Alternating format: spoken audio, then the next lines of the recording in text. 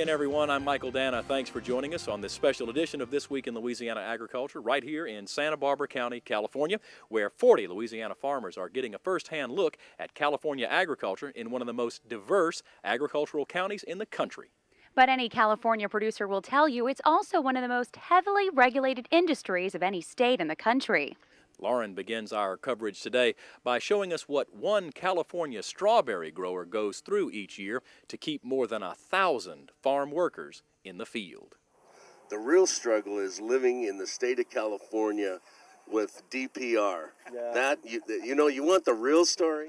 And that real story, as these farmers from Louisiana found out, is that it's getting harder and harder to be a farmer in California. We're dealing with some major issues. Darren G., who owns DB Specialty Farms, employs some 1,400 workers who pick and process his 650 acres of strawberries. But even in California, a state that has a direct pipeline to workers from Mexico, things are changing.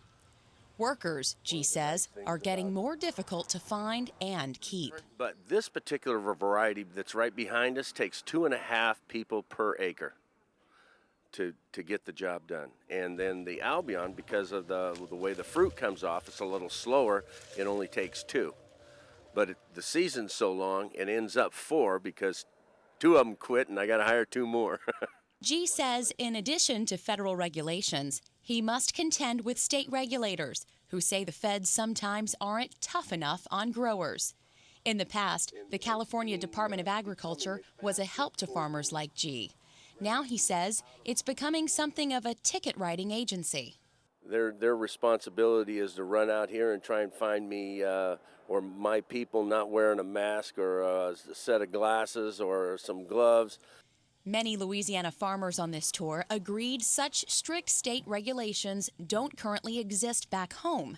However, the tide of oversight in California, they fear, could be a rising one in the Bayou State, sooner rather than later. In Louisiana, I know we don't have that type of profit margin to even come out if we were placed with these types of regulations today. But we do have to get prepared for tomorrow because they are coming. In an effort to maintain compliance, Darren G. had to hire a full-time employee at $55,000 a year. His only job is to make sure the farm is compliant with state and federal regulations.